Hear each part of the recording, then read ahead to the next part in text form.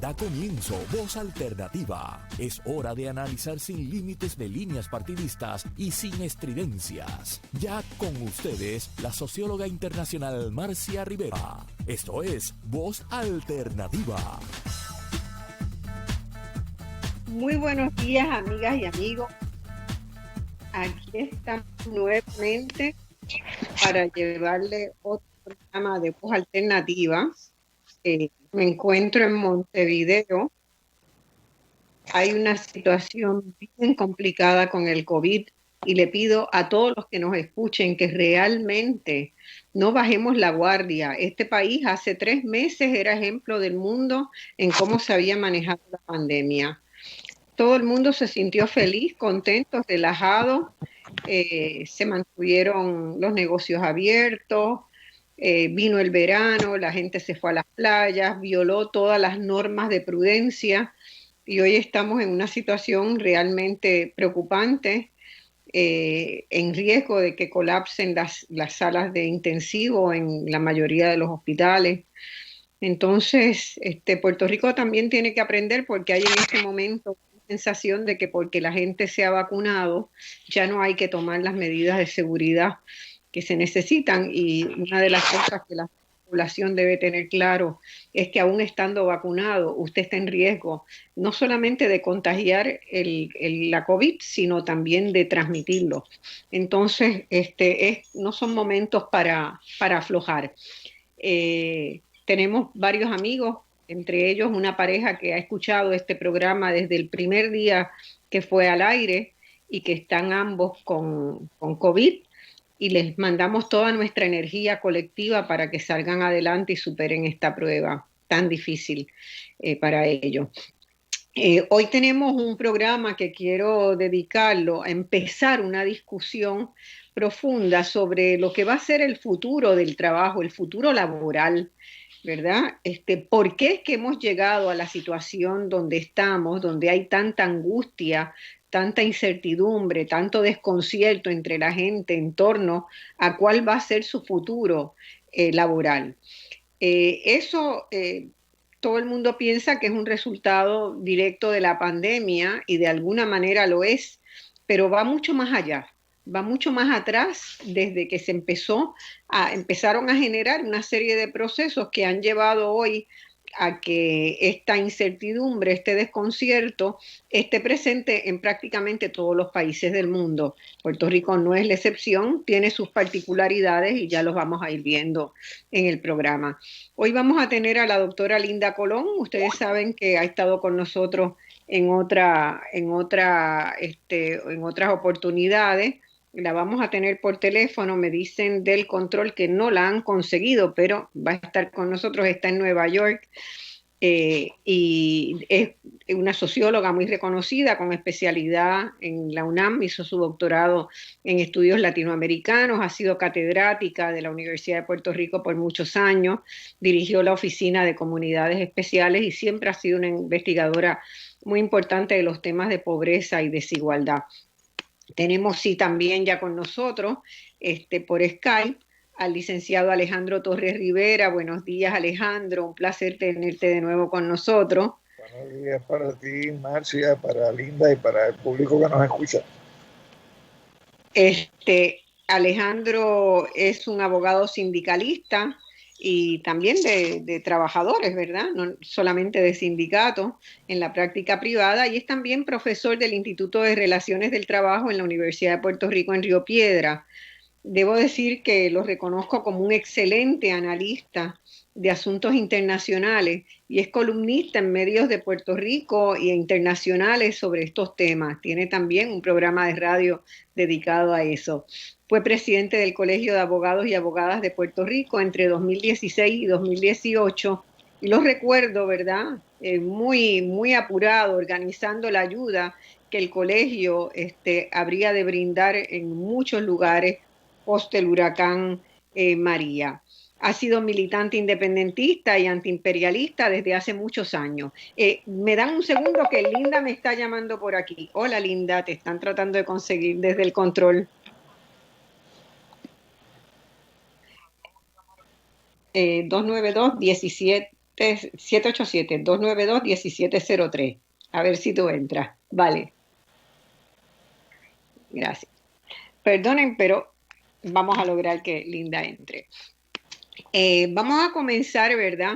Como siempre me gusta hacer, poniendo un poquito el contexto. Cuando pensamos, ¿verdad?, en los temas que están surgiendo para la discusión, uno se nutre de muchas fuentes, de muchas lecturas, ¿verdad?, de mucha bibliografía, tanto de libros de economía que suelo leer y de libros que tienen que ver con investigaciones científicas que voy siguiendo permanentemente, como también como artículos de fondos de la prensa internacional.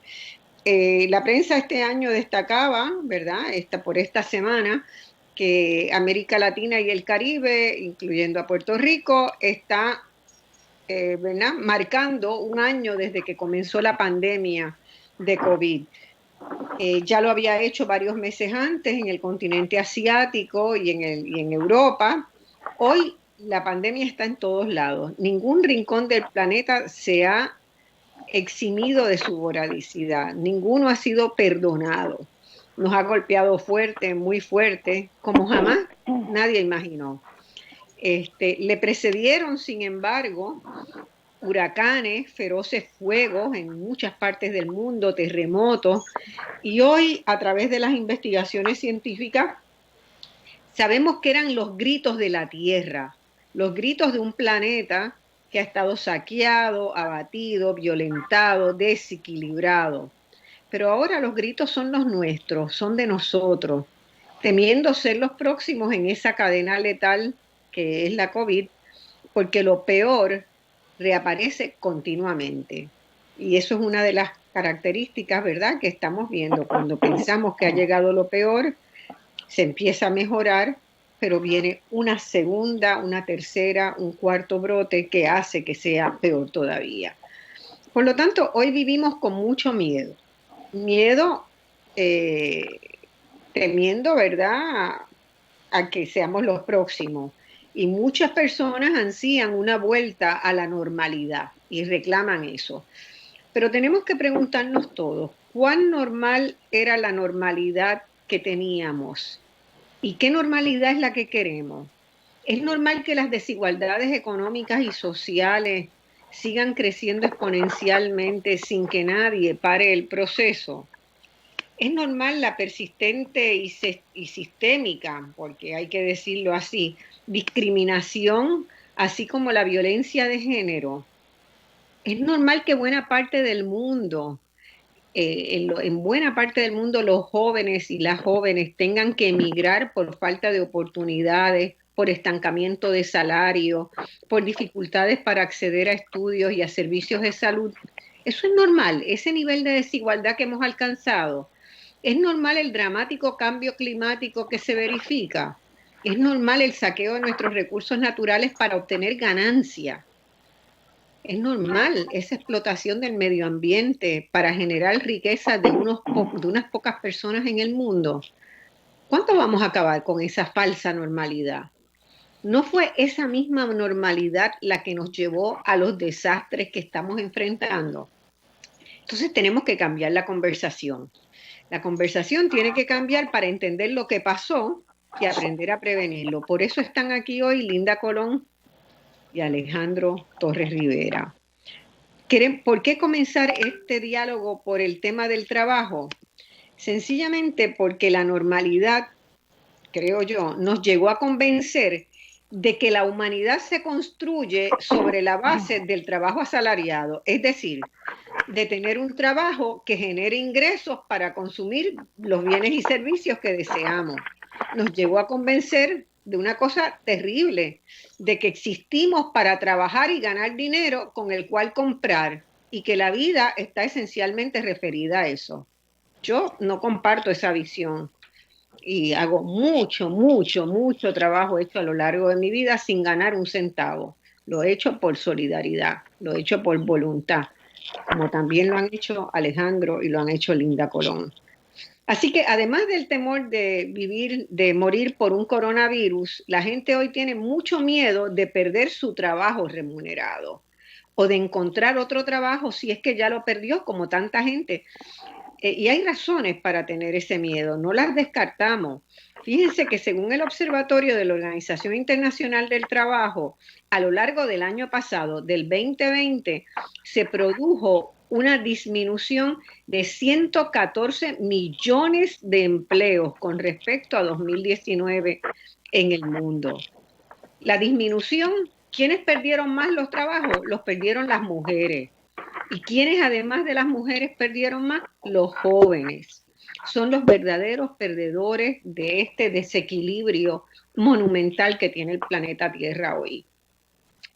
La OIT estima también que seguirá habiendo un déficit de puestos de trabajo en relación a lo que había antes de la pandemia. Y ese déficit se estima entre 36 millones en el mejor de los escenarios, si todos los países lograran recuperarse rápidamente, si las vacunas dieran, ¿verdad?, una posibilidad de tener una inmunidad de rebaño en prácticamente todo el mundo. Aún así, habríamos perdido, que no se van a recuperar ahí, 36 millones de puestos de trabajo. En el peor de los escenarios, y posiblemente el más probable, esa cifra puede ascender a 90 millones de puestos de trabajo perdidos. ¿Por qué es que hay tanta vulnerabilidad? Por esos procesos anteriores que se desencadenaron y que es lo que vamos a estar develando en esta conversación. Alejandro, voy a comenzar contigo. Y eso no quiere decir que Linda no pueda interrumpir y viceversa, porque así es que lo hacemos más movido. Este primer segmento a mí me gustaría que miráramos, y yo sé que tú lo has estudiado mucho, ¿verdad? Y Linda también. Hay un caudal de análisis que señalan que la debacle que estamos viviendo hoy en el mundo del trabajo tiene su raíz en las políticas llamadas neoliberales, especialmente aquellas medidas que desregularon el sector laboral. Y eso comenzó más o menos en los años 80 en América Latina, 85, se recrudeció, se hizo bien fuerte en los 90 y tuvieron un impacto muy, muy grande en cambiar la forma en cómo se organiza el trabajo. Y yo quiero que el licenciado Torres, ¿verdad?, que es especialista en asuntos del trabajo, nos resuma brevemente en qué consistieron esas mal llamadas, yo digo, reformas laborales. A nosotros nos han tocado por lo menos dos de esas reformas o deformas que se instrumentaron desde los 90 y que han continuado a lo largo de las pasadas 2 décadas. ¿Qué tiene que ver eso con la precarización del empleo? Alejandro, si pudieras explicarlo para que la gente nos entienda de qué hablamos. Yo no sé si voy a tener la capacidad de hacerlo brevemente, pero a nivel internacional hay un consenso de que el laboratorio para el ensayo de las políticas neoliberales, que viene de la escuela de Chicago, se empiezan a experimentar en Chile a raíz del golpe de Estado del 11 de septiembre de 1973. Y también hay la noción de que las medidas neoliberales o la ola neoliberal llegó a Puerto Rico a mediados de la década del 90 y esa premisa no es correcta. A la misma vez que se estaba implantando el experimento en Chile, en Puerto Rico comenzó también a sentarse las bases para la experimentación neoliberal.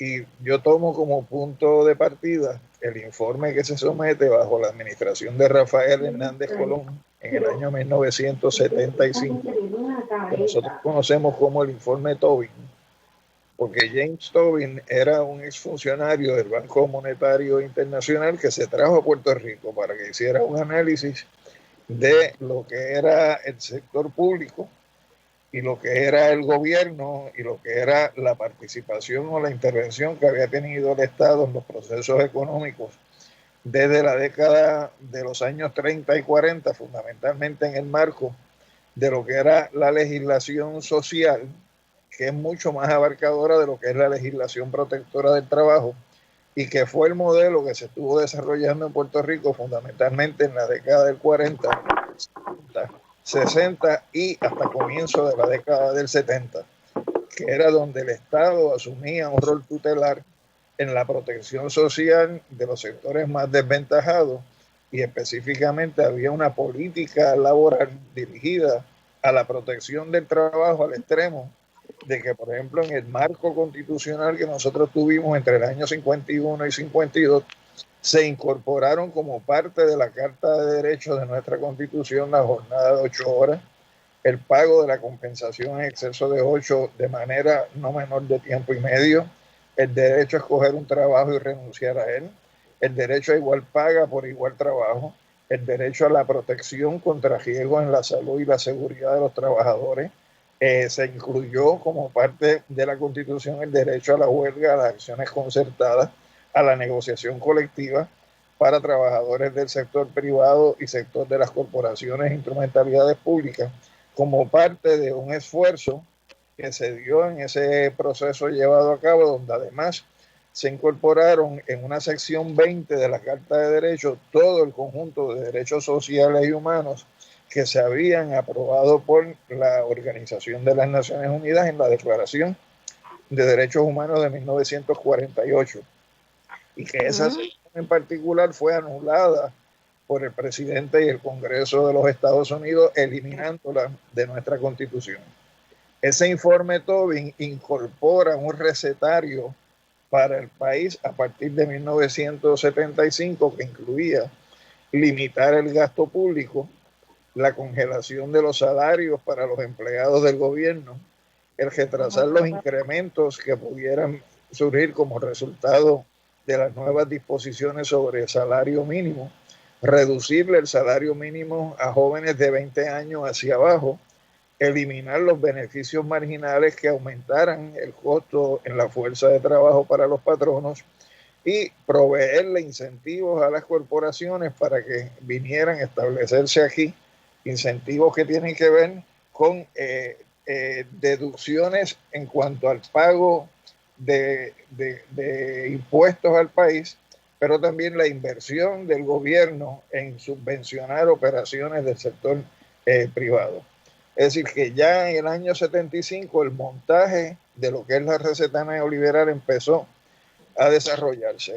Y es importante también el señalamiento que hace el informe Tobin para justificar esas medidas, porque dice que es que el problema de la deuda de Puerto Rico ha comenzado a crecer. Eso es así. Y que hay que tener mucho cuidado con la deuda. Y para evitar que la deuda llegue a ser muy grande, hay que achicar el gobierno y hay que hacer todos esos ajustes, ¿verdad? No cuestiona el modelo, no cuestiona el proceso productivo en el país. Al contrario, da una receta que permite afincar al capital, no al desarrollo de la gente. Fíjate que ese informe de Tobin es criatura del Partido Popular. Sí, es a invitación de... Pero una vez pierden las elecciones el Partido Popular y viene el gobierno del PNP bajo Carlos Romero Barceló, aquí se crea en Puerto Rico un consejo asesor del gobernador sobre política laboral que a partir del año 1977 va a estar estudiando los niveles de sindicación y organización gremial en el gobierno municipal, en el gobierno central, las corporaciones públicas. Se estudia la composición de nuestra fuerza de trabajo, se formulan propuestas y recomendaciones para cambios en la legislación laboral y se lleva a cabo todo el análisis estadístico de por dónde encauzar el proyecto neoliberal en Puerto Rico. Y ese ejercicio que se hizo a partir de 1977 tiene un salto donde ya interviene el sector privado a través de la Asociación de Industriales y la Cámara de Comercio, creando un consejo de planificación estratégica del sector privado, donde en septiembre del 88 y después en mayo del 89 producen 2 estudios sobre privatización en Puerto Rico y se establece cuál debe ser la hoja de ruta en Puerto Rico para llevar a cabo esa privatización. Y para que tengas una idea, en uno de los elementos umbrales que tiene el estudio, dice Por privatización se entiende compartir responsabilidades entre los sectores gubernamental y privado en la provisión de servicios públicos, con el propósito de aumentar la eficiencia y mejorar la calidad en la oferta de dichos servicios. Esta situación de responsabilidades compartidas no es extraña a la experiencia puertorriqueña, pero ha ocurrido en forma improvisada, sin planificación ni definición de criterios específicos de política pública o distribución de funciones. Por este motivo es conveniente definir los criterios y parámetros que dirijan una política de privatización o de distribución de funciones y actividades en la provisión de los servicios públicos. Cierra la cita. Es decir, se habían dado procesos de privatización, pero era de manera silvestre y de manera espontánea. Lo que se está planteando en ese momento es cómo establecer una política pública que en adelante oriente todos los procesos de privatización, y en ese modelo, en ese momento, en los estudios se analizan todos los modelos de privatización desde la perspectiva patronal más exitosos a escala global, y se identifican cuáles son aquellos que son más útiles para la realidad de Puerto Rico, y se definen que van a ser el traspaso de los activos de parte de las agencias o corporaciones públicas al sector privado, ya sea mediante la venta total o parcial de los activos. Y ahí tenemos el caso de la Telefónica, que primero se vende toda la Telefónica, pero se mantiene Telefónica a larga distancia, aunque después también se vende Telefónica a larga distancia. Eso yo iba a decir, que la gente recordará, ¿verdad? Recordará toda la discusión que hubo, las marchas que hubo en contra de la venta de la Telefónica, la movilización ciudadana para que ello no ocurriera. Y hay una diferencia bien grande. Ese proceso de instar que la Telefónica fue como de las primeras empresas que se privatizaron en toda América Latina. El Uruguay lo resistió, y el Uruguay mantiene todavía su empresa de telecomunicaciones como parte del Estado, y es lo que ha permitido que el Uruguay avanzara tanto en el desarrollo del Internet, porque le pudo dar acceso a Internet a toda la población. Alejandro, porque es un servicio Linda, público. A mí me gustaría saber cuál fue el efecto de estas políticas, cuántas de ellas llegaron a implantarse, porque fue realmente en la época de Rosselló cuando esto explotó, ¿verdad? Todas estas políticas. Pero es interesante ver que también todo esto tuvo su resistencia, y que entran aquí entonces factores políticos que en muchas circunstancias ponen en juego la implantación de estas políticas. ¿Cuáles fueron los efectos? ¿Cuáles fueron las que inmediatamente se establecieron? Bueno, yo te pregunto también, te hago la pregunta a ti también. Uno de los efectos grandes fue el crecimiento en la pobreza, ¿verdad? El empezar un proceso de distanciamiento social y de crecimiento o de estancamiento en la lucha contra la pobreza en Puerto Rico. Fíjense que los años 70 en Puerto Rico ya fueron años de mucha preocupación, que se mitigan otra vez buscando incorporarse a los programas federales de lucha contra la pobreza que se habían establecido en Estados Unidos en el 72.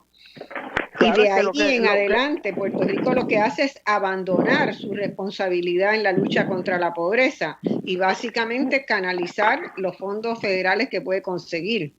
Eso es una cosa realmente brutal que sucedió en esos años. Sí, ya en el 75 es que comienzan a llegar las ayudas de los cheques de alimentos, y para ese entonces cerca del 60% de la población anduvo recibiendo estas ayudas. Eso fue disminuyendo paulatinamente porque fueron sacando a diferentes personas. Pero igualmente es necesario recalcar que todas las políticas sociales, a partir de ese momento, como tú muy bien señalas, empiezan a frenarse. En el área de la vivienda, por ejemplo, ya en los 80 dejan de construirse viviendas públicas, y todo esto pasa al sector privado, por lo cual la crisis que tenemos hoy de vivienda para los sectores pobres es precisamente el resultado de la implantación de estas políticas, porque desde el punto de vista de la vivienda, Puerto Rico había tenido un programa muy avanzado de repartición de parcelas, de construcción de residenciales públicos, y todo eso se abandona, ¿no? O sea, el resultado es que la gente se moviliza a buscar su propia vivienda, por ejemplo, en el periodo de Ferré, en el periodo de Hernández Colón, que es el periodo en que hay un enorme sector que invade tierras para proporcionarse una vivienda. Y el Estado no retoma la política de construcción de vivienda. El resultado lo vemos ahora, ¿verdad?, con los huracanes, de que las viviendas precisamente que se pierden son esas viviendas precarizadas que la gente se vio obligada a establecer por su propia cuenta. Pero entonces las políticas en términos laborales y en términos del welfare state van a jugar un papel muy importante desde el punto de vista de la generación de la dependencia con respecto a Estados Unidos. Porque es a partir de aquí que todas esas políticas que en una época habían estado en manos del gobierno local empiezan entonces a estar en manos del gobierno federal. Y todo lo que se hace con fondos federales. O sea, el Departamento de la Familia, por ejemplo, pues más del 90% de su presupuesto proviene de fondos federales. Y en el Departamento de la Vivienda ha ocurrido algo semejante. Y en el Departamento de Salud ha ocurrido algo semejante. O sea que aquí hay una dicotomía y una contradicción también entre lo que son las políticas ideológicas republicanas anti-welfare state y el cómo en Puerto Rico se instituye este welfare state cada vez más en manos de lo que son las políticas norteamericanas. Y eso tiene, ¿verdad?, un efecto estimulante de la dependencia con respecto a Estados Unidos, y sobre todo a nivel ideológico. Fíjate que en ese periodo que estamos hablando, donde se ensayan o se identifican los modelos de privatización para Puerto Rico, ya entonces se hablaba de algo que hoy día nosotros lo conocemos como las alianzas público-privadas, y en aquel momento se identificaban como responsabilidad compartida de las actividades con el sector privado. Pero también hacía referencia a lo que había sido la experiencia en la privatización espontánea, en lo que podría ser liquidar actividades que lleva a cabo el gobierno de Puerto Rico, la donación a entidades comunales para que hicieran funciones que el Estado venía realizando, y la entrega a asociaciones voluntarias o filantrópicas de una serie de programas donde, por ejemplo, destacó en aquel momento lo que era el Departamento de Asuntos contra la Adicción, que pasa entonces el gobierno a subvencionar una serie de hogares, muchos de ellos religiosos, donde esas entidades asumían el rol de atender la situación de las personas que eran drogodependientes en ese momento.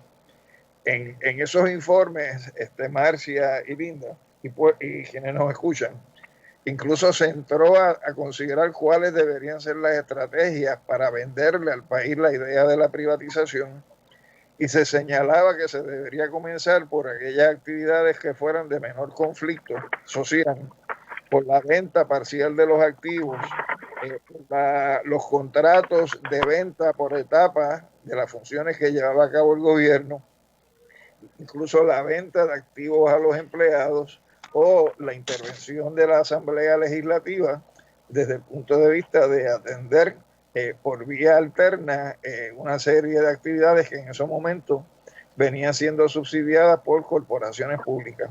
Y se estableció toda una hoja de ruta sobre cuál debería ser ese proyecto de privatización para el país. Y es una hoja de ruta que gane quien gane las elecciones en Puerto Rico en los pasados 40 años, el partido que sea ha seguido implantando el mismo modelo que se definió en esos informes del 88 y del 89, que en el 89 además coincide ya con otro cambio de gobierno donde llega nuevamente Rafael Hernández Colón con la creación de un consejo asesor económico del gobernador y un trabajo que se publicó en aquel momento que se llamaba Estrategia para el Desarrollo Económico de Puerto Rico hacia una segunda transformación económica. ¿Y por qué una segunda transformación económica? Porque la primera había sido aquella que se montó en la operación Manos a la Obra, donde, por ejemplo, los sectores asalariados y trabajadores tenían la protección de un conjunto de leyes protectoras del trabajo. Había una legislación social en Puerto Rico, pero ahora el cambio a ese modelo, a ese paradigma. Y se planteó en ese momento, a través de ese informe, la privatización como política oficial del Estado, donde aquellas actividades que no pudieran ser privatizadas, el gobierno tenía que incorporar en su operación y en la prestación de servicios la lógica del sector privado. Y entonces, ya entrada la década de los 90, con el cambio que se produce en Puerto Rico, ahí por ejemplo salen unos estudios que prepara quien era en ese momento el presidente de la Asociación de la Cámara de Comercio en Puerto Rico, que era socio de un bufete en la Milla de Oro, con unos legajos, que así fue como él los denominó, donde uno de ellos, por ejemplo, se necesita con urgencia la revisión de nuestra legislación del trabajo, y el segundo planteaba la necesidad de impulsar y lograr cambios urgentes en la legislación laboral en Puerto Rico, bajo la premisa de que eso era lo que iba a garantizar que el país fuera competitivo en una etapa de globalización de mercado. Tenemos que ir a una pausa.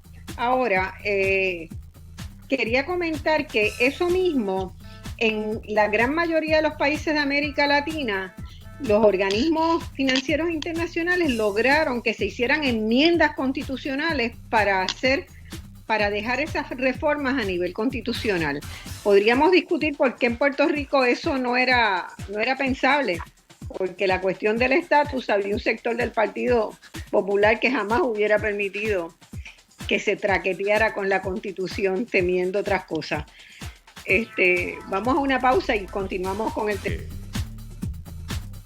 Bueno, mis amigos, volvemos con este programa hoy discutiendo el desconcierto que hay en el futuro laboral, las causas y las perspectivas. Y hemos estado hablando, ¿verdad?, de que el problema del trabajo es un problema muy serio en Puerto Rico, pero que no es un problema que el temor que tiene la gente hoy sobre cuál va a ser el futuro de su inserción laboral, no solamente tiene que ver con el COVID, sino que viene de políticas que se tomaron muchísimo antes, y hemos estado haciendo el recuento de eso. Yo quería preguntarle, y aprovechar que tenemos a Linda solamente hasta las 12, porque tiene otro compromiso, y está hablando con nosotros desde Nueva York hoy. Quería preguntarle cómo... Nosotros hemos visto, ¿verdad?, que el tema del trabajo, y lo tuvimos muy claro cuando hicimos el primer informe sobre desarrollo humano de Puerto Rico, que en Puerto Rico el grave problema es la ausencia de trabajo, ¿verdad? Es un sector privado muy pequeño que no ha tenido nunca el estímulo, el apoyo, el endoso, la posibilidad de manejarse, por ejemplo, creciendo, exportando, que no ha tenido la posibilidad de convertirse en grandes negocios, que ha habido una mirada hacia el empresarismo local que lo acota y que no le ha permitido, ¿verdad?, crecer como han hecho otras empresas en otros países del mundo. El tema del trabajo siempre, la ausencia de trabajo siempre ha sido una constante, y a la vez existe un mito en Puerto Rico de que los puertorriqueños no quieren trabajar porque se acostumbraron a vivir de los ingresos que mandan Estados Unidos. Y yo quisiera que Linda tocara ese tema que volvió a estar en el tapete de la discusión esta semana con los trabajadores agrícolas. Linda, ¿estás por ahí? Sí, estoy por aquí. Mira, me parece que en el marco en que hemos venido, ¿verdad? Hemos tenido por diseño, vamos a tenerlo claro, esto no ha sido casualidad, esto ha sido por diseños gubernamentales, ¿verdad? Y por diseño de acuerdos entre Puerto Rico y Estados Unidos. Por diseño hemos tenido una economía que no genera puestos de trabajo suficientes, que genera mucha pobreza y que genera desigualdad. ¿Me escuchan? Hello, ¿me Sí. escuchan? Sí, te escuchamos perfecto. Sí, mira, a mí me gustaría mirar cuál ha sido el resultado de todas estas políticas en términos del problema de la pobreza y en términos del efecto que esto tiene en los trabajadores pobres. Yo creo que en Puerto Rico, para empezar, pues la tasa de pobreza en el 2000 era del 48%. En el 2020 estaba en 44%, con una subida en algún momento a 45%. Lo que quiere decir que en 20 años la tasa de pobreza en Puerto Rico solo se redujo un 4% a pesar de una inmigración de más de 600,000 personas, la mitad de las cuales eran pobres.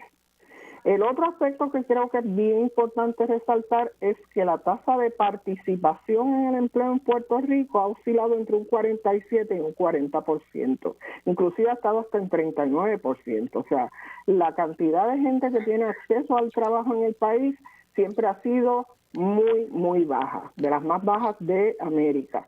Entonces, en ese sentido, tratar de decir que la gente no quiere trabajar porque es vaga, es un contrasentido, es parte de la mitificación del colonizado, y esto lo venimos oyendo desde la época de los taínos. Y hoy día, pues vemos, ¿verdad?, estos sectores empresariales que quieren que el trabajador vuelva al trabajo en peores condiciones que las que estaba anteriormente, porque para que la gente tenga idea, o sea, un trabajador que recibe un salario de $7.25 la hora, al mes se está ganando 800 y pico de dólares, si fueran 30 horas y si no les recortaran nada, pero sabemos que son menos de 30 horas y sabemos que les recortan. Entonces pretenden que la persona deje el desempleo a través del cual recibe sobre $2.500, aunque sea por unos meses, para irse a trabajar por los 7.25. Yo quisiera saber si alguno de ellos estaría dispuesto a reducir sus ganancias en ese mismo nivel. Entonces, el otro elemento que es importante es el cómo se distribuye el trabajo. En Puerto Rico hay unos sectores que son los sectores profesionales que han estado trabajando desde su casa y que lo pueden hacer por la vía de la computadora, pero entonces ese sector también ha aumentado su explotación, ¿verdad? Porque este es un trabajo que nunca termina en muchos de los casos. Y cuando son mujeres es todavía peor, porque tienen que hacer el trabajo doméstico más el trabajo que tienen que estar llevando a cabo para la empresa que trabajen. Por el otro lado está el sector que está en servicios, que no puede dejar de trabajar, que tiene que salir todos los días a trabajar, que está expuesto a contaminarse y a morir. Y finalmente están los que fueron expulsados del trabajo desde hace décadas, que estos tienen trabajos bien precarios cuando los consiguen y que apenas han estado trabajando durante este periodo. Estos no tienen acceso al desempleo, porque estos nunca han tenido un trabajo formal, por lo tanto para ellos no existe el desempleo. Es importante destacar que en ese 44% de personas que están bajo el nivel de pobreza, 25% está en la pobreza extrema. Y pobreza extrema significa que, por ejemplo, en la década en 2014, si miramos los números, ese grupo recibía un salario, un ingreso anual, o sea, la línea de pobreza estaba en $11,670 al año, y para estar en la pobreza extrema es 49% de ese ingreso. Eso significaba $5,835 al año. 25% de esa gente tenía cero ingresos. Lo que esto implica es que para ese sector tampoco hay desempleo disponible. Lo único que ha estado disponible es el dinero que se ha enviado para todo el mundo, que va a depender de si la persona tiene acceso a la computadora, tiene acceso a lograr llenar la información que se les pide para recibirlo. Por lo tanto, es de esperar que haya un sector de ese grupo que no está recibiendo ningún tipo de ayuda. Así que no nos debe de extrañar el por qué la gente está yendo a los bancos de alimentos, porque ha aumentado tanta la necesidad de buscar comida en los bancos de alimentos, porque la gente realmente está pasando hambre, ¿verdad? Aunque no querramos admitir que esta situación se está dando en Puerto Rico. A mí me preocupa muchísimo ese sector de pobreza extrema, porque en ese sector de pobreza extrema está precisamente aquel grupo que ha sido totalmente expulsado. Y ahí están los trabajadores agrícolas. Algunos de esos trabajadores agrícolas son trabajadores que emigran a Estados Unidos a trabajar durante ciertas temporadas y pueden recibir desempleo, pero la mayor parte no. Entonces es importante también destacar que en ese grupo de pobreza extrema también se encuentran los niños. 58% de los niños en Puerto Rico crecen en la pobreza. Y esos niños son los que hoy día son los trabajadores jóvenes.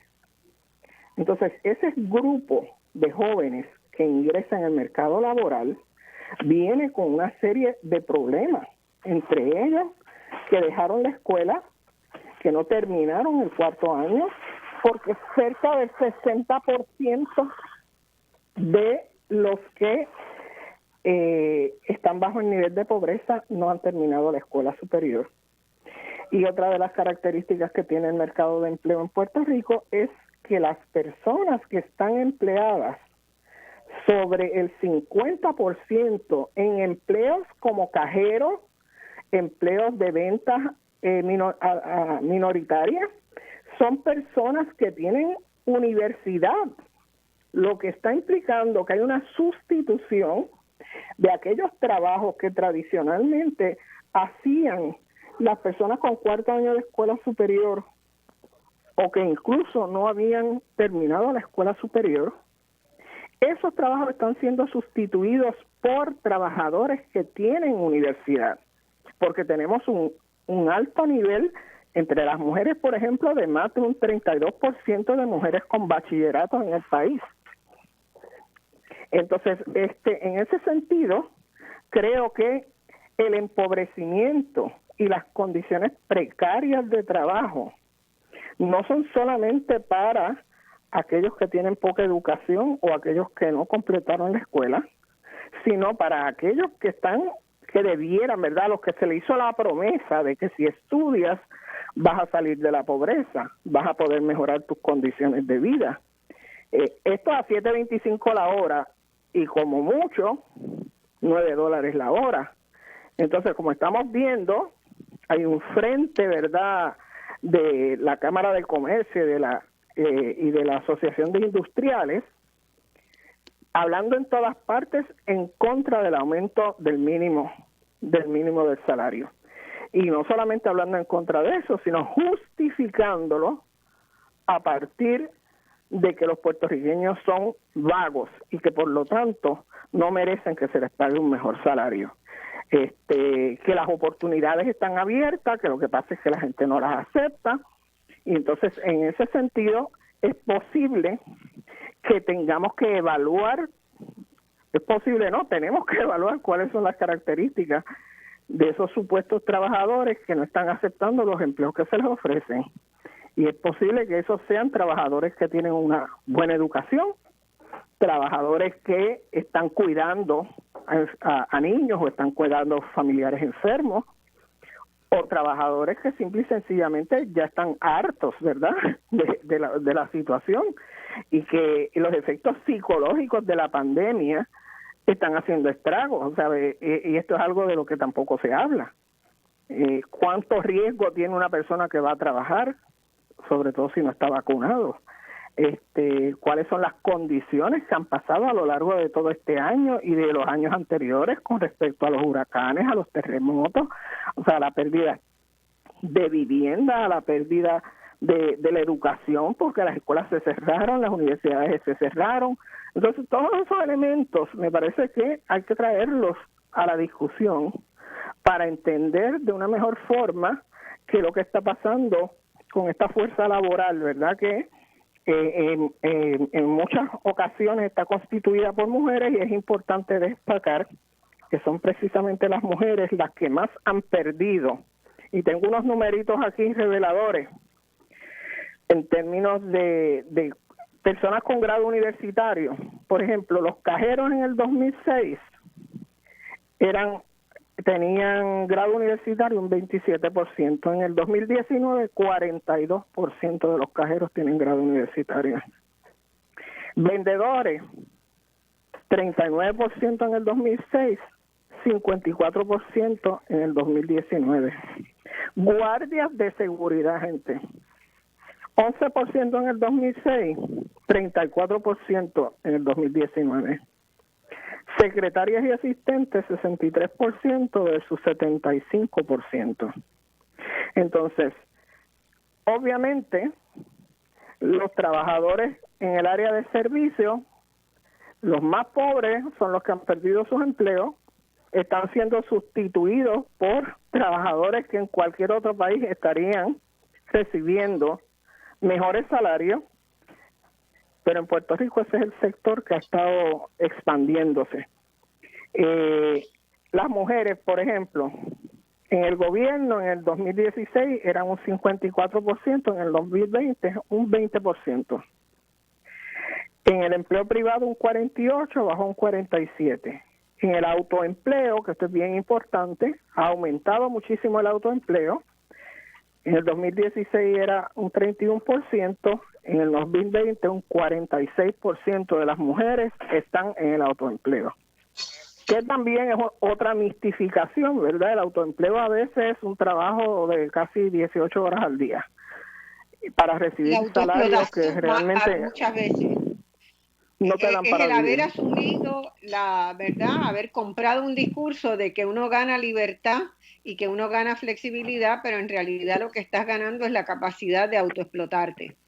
Exactamente. Y eso es terrible. Eso es terrible. Tiene consecuencias bien grandes. Dentro de todas las cosas que tú has dicho, Linda, hay muchas cosas que podríamos estar durante semanas discutiendo y que es muy importante que la gente entienda que todos los elementos que encierra el proceso de trabajo, ¿verdad? En términos de la constitución del ser humano, de aprender hábitos, de socializar, de poder ser una persona más abierta a la diversidad de miradas, de pensamiento. Hay muchos elementos bien positivos que tiene una inserción laboral. El problema es cuando se precariza eso, cuando se precariza el trabajo y las condiciones materiales del trabajo, se precariza también toda esa parte de la sociabilidad de las personas. A mí me parece eso es, yo creo que uno de los problemas más grandes que tenemos en Puerto Rico hoy. Además que estás empeñando el futuro. Si tienes 58% de niños que viven bajo el nivel de pobreza y hay municipios en Puerto Rico donde esa tasa crece muchísimo más, hasta 70 y pico de %. A mí me parece también que es bien importante destacar que el trabajo en la casa es como regresar a la primera etapa del capitalismo, del trabajo doméstico por encargo. O sea, porque es un trabajo que sobreexplota a la mano de obra, porque rompe, por ejemplo, todo lo que es el horario, ¿verdad?, normal de que te levantas a las 7 o a las 8 y estás trabajando hasta las 5 de la tarde y sales del trabajo y el trabajo quedó en otro espacio, ¿no? Acá el trabajo invade el espacio doméstico y lo invade para algunas personas durante todo el día, 24 horas. Tú sabes, yo conozco gente que se tienen que levantar a las 4 de la mañana para conectarse con la India, ¿sabes? Porque no puede hacerlo a otra hora. Entonces, el trabajo se convierte en una causa de estrés permanente en la vida de la gente. Por otra parte, para las mujeres es todavía peor, ¿no? Porque las mujeres tienen que hacerse cargo de los niños, de su educación, de hacer la comida, de lavar la ropa, y encima de eso estar conectadas con la computadora todas las horas que le exija el jefe. Se incurre en ese sentido en una ruptura de lo que es el ocio, por ejemplo, en una ruptura de lo que es el orden de la vida. Y no es que yo esté idealizando el trabajo, ¿no? O sea, el trabajo tiene sus cosas negativas también, pero hay unas relaciones de socialización que se dan en el trabajo, unas relaciones humanas que se pierden, y que en ese sentido es importante destacar, ¿verdad?, que en esa socialización los jóvenes, por ejemplo, son los que más sufren porque ellos no tienen experiencia laboral, no tuvieron la experiencia previa, ¿no? Y entonces ahora esperamos que lleguen a un trabajo de paracaídas y comience toda esta experiencia sin haber tenido antes una relación con gente que estuviera trabajando. O sea, muchos de estos muchachos vienen de familias donde nadie ha tenido un trabajo formal en esa familia. Entonces es muy difícil crear todas esas condiciones que de una forma u otra son parte de la socialización. Y yo creo que eso se pierde de vista, ¿verdad?, con todos estos que van y vienen ahora mismo en los trabajos, ¿no? O sea, hay de verdad en ese sentido una falta de apoyo. Entonces me preocupa muchísimo todo este discurso que se está dando en el país de la vagancia, ¿sabes? Vuelve de nuevo el discurso y ese discurso viene acompañado del otro discurso de la dependencia, pero entonces no sabemos si se hacen rolos o papelitos, ¿no? Porque por un lado nos dicen que necesitamos a Estados Unidos para poder sobrevivir y si no fuera por los Estados Unidos nos estaríamos muriendo de hambre. Y por el otro lado, le dicen a la gente, hay que quitarle las ayudas porque son demasiado generosas con la gente pobre, los pobres son necesarios para que este mundo siga, ese es el orden natural de las cosas, y la gente no puede quedarse en su casa sin que vayan a trabajar por los 7.25 que los mantienen en la pobreza. Entonces, esa es parte de lo que vemos. Sí. Bueno, ya nos están tirando la musiquita de que viene la pausa. Linda, te agradecemos tu participación, apenas que no te puedas quedar un rato más, pero te tendremos de nuevo pronto acá en el programa. Vamos a la pausa. Muchas y volvemos gracias por la invitación. Alternativa. Hasta luego. Bueno, amigos y amigas, estamos de vuelta hoy en este programa de Voz Alternativa que hemos querido dedicar al tema del desconcierto en el futuro laboral. Es decir, estamos viviendo en Puerto Rico, en todas partes en América Latina, en el mundo, una situación de gran desconcierto de hacia dónde puede ir el planeta en última instancia. Hay algunos autores que ya hablan de que hay un riesgo de supervivencia de las especies, ¿verdad? De la especie humana, según en la historia de la humanidad, pues ha habido especies que se han extinguido.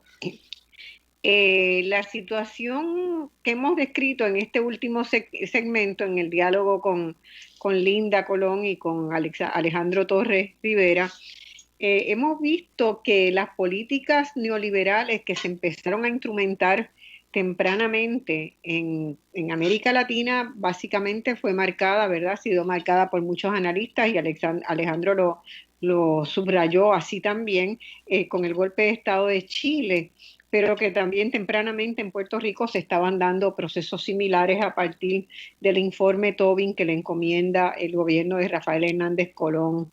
En ese momento a una persona que era un muy ya reconocido investigador y economista de los equipos del Fondo Monetario Internacional, del Banco Mundial, era uno de esos consultores estrella. Y los problemas que han generado esos cambios hacia las políticas neoliberales han implicado una reducción significativa, ¿verdad?, de la posibilidad de que el empleo sea un estabilizador de la economía de Puerto Rico que ayude a reducir los niveles de pobreza que tiene este país y que conjugado con la condición colonial, y aquí me gustaría que ahora con Alejandro desmenuzáramos un poco eso, han llegado a conjugar una receta del fracaso. Entonces es muy alarmante para algunos de nosotros ver cómo por un lado se cocina, ¿verdad?, en un diálogo colonial entre los poderes de los colonizados y del poder colonial se cocina una receta del fracaso de la economía, del modelo económico de Puerto Rico, fracaso desde la perspectiva de la gente, de todos los seres humanos que en Puerto Rico queremos poder vivir, desarrollarnos, tener a los hijos, a los nietos, crecer, ¿verdad? Llevar una vida digna. Esas políticas han condenado a una parte demasiado importante de la población, prácticamente la mitad de la población, a no tener acceso a una vida así. Y en simultáneo, pues Estados Unidos se encarga de, a partir de los desastres que esas políticas han creado, abrir una chequera y repartir millones de dólares para que mantener en subordinación a la población puertorriqueña. Alejandro, ¿a ti te extraña o lo ves como coherente desde una estrategia del poder colonial mantener tranquila a la población de Puerto Rico? Mira, yo tendría que partir de la premisa de que si nosotros somos un componente que está integrado a la economía de los Estados Unidos, aunque sea desde la realidad colonial, pues las métricas que deberíamos buscar nosotros son aquellas que sean comparables con lo que es la realidad de los Estados Unidos dentro de esa misma economía. Entonces me parece que cuando uno compara lo que es el salario mínimo en Estados Unidos al día de hoy, no el propuesto, el del día de hoy, que es 7.25, cuando tú lo comparas con otras economías desarrolladas, como por ejemplo Australia, allí en Australia es 15.75, en Luxemburgo es 14.21, en Francia es 12.55, en Irlanda es $12.03, en Bélgica 11.92, en Holanda 11.38, en Nueva Zelanda 10.22, en Canadá, que es su socio más inmediato, es 9.76, en el Reino Unido es 9.57, en Japón es 9.16, y entonces tenemos Estados Unidos con 7.25. Pues ya ahí de entrada, en términos de comparables de economías, hay una precarización de lo que es el valor de la fuerza de trabajo en los Estados Unidos con relación a estos otros países. Porque hay un modelo neoliberal extremo en Estados Unidos. Por eso, pero cuando traemos de todos los países desarrollados es el más desigual. Entonces, si la desigualdad no se, ¿verdad? Nosotros hicimos un programa hace unas 2 semanas sobre el sueño americano y vimos claramente cómo ese sueño americano era hoy una pesadilla, ¿verdad? Entonces, el sueño americano no existe más. Y no existe porque de alguna manera la población ha asumido que no hay como natural que haya una gente que gane muy, muy, muy, muy poco y que haya otra gente que gane muy, muy, muy mucho, aunque trabajen las mismas horas de trabajo o aunque aquellos muy, muy ricos trabajen muchísimo menos que al que le cuesta enormemente llevar el pan a la mesa. Entonces, ¿por qué se acepta eso, Alejandro? Mira, uno de los componentes del modelo neoliberal es que todo debe ser determinado por las leyes de la oferta y la demanda. Claro. Todas las propuestas neoliberales, y eso ha sido lo que hemos tenido desde el informe Tobin, nosotros desde ese momento en el 75 hasta el día de hoy, van dirigidos a que en el caso de Puerto Rico desaparezca lo que es el salario mínimo, que eso es una garantía de subsistencia básica para cada país, que en Estados Unidos es 7.25. Cuando tú examinas la realidad de los Estados Unidos, yo tengo aquí un índice que en el año 2013 había 75.9 millones de trabajadores mayores de 16 años recibiendo paga por hora, y que esa cantidad representaba el 58.8% de la totalidad de los trabajadores asalariados en los Estados Unidos. Asalariados pero eran por hora. Por hora, o sea que no son exentos, no son administradores, no son ejecutivos, no son profesionales, sino que es el que recibe la paga por hora. Entonces nos decía que entre esos que se pagaba por hora, 1.5 millones devengaban exactamente el salario mínimo federal, lo cual representaba, en el caso de los Estados Unidos, entre asalariados que estaban en el 725 o por debajo del 725 de la fuerza total de trabajo, el 4.3% de esos empleados por hora.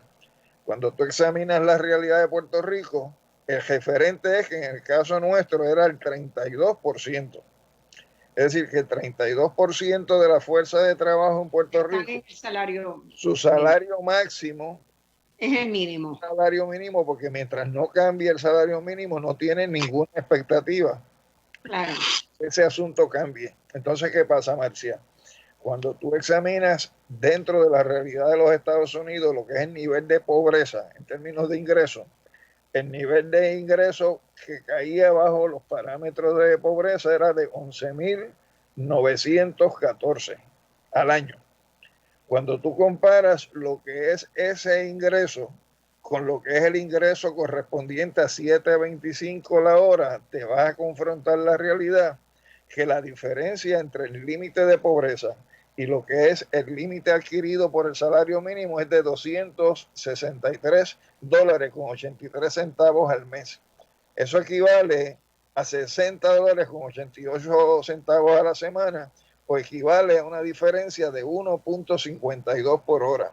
Por lo tanto, el salario mínimo como ingreso frente a lo que es el nivel de pobreza se acerca mucho en esa realidad, en términos de que tú tengas una diferencia equivalente a 1.52 por hora. Entonces, en ese sentido, si 300.000 personas, es decir, el 32% de la fuerza de trabajo en Puerto Rico, lo que tiene como expectativa es ese salario mínimo, ¿cómo podemos justificar de alguna manera que la propuesta que se nos hace es que se reduzca el salario mínimo o se congele el salario mínimo o no se acceda a los aumentos en el salario mínimo, y en el caso de los jóvenes de 22 hacia abajo se le pague un submínimo, donde algunos plantean que sea de 4.50 la hora?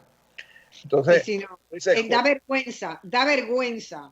¿Cómo es posible? Entonces, si a eso tú le añades lo que es la manera como se han ido degradando las leyes en Puerto Rico, donde, por ejemplo, en la reforma que se hizo en la época de Rosselló, que quien la dirigió como secretario de Desarrollo Económico fue Luis Fortuño, ahí, por ejemplo, se trasteó con la ley de pago de salario, se eliminó la Junta de Salario Mínimo, se eliminó la estructura de los decretos mandatorios, se cambiaron las licencias de vacaciones, la licencia de enfermedad, se cambió cuánto uno tiene que trabajar en horas de trabajo para poder tener acceso a lo que se fijaron en las licencias, se establecieron salarios mínimos inferiores, se alteró lo que era la cantidad de tiempo que podía reducirse el periodo de alimento, donde, por ejemplo, en el caso de enfermeros, de croupier, es 20 minutos lo que se le da en lugar de 1 hora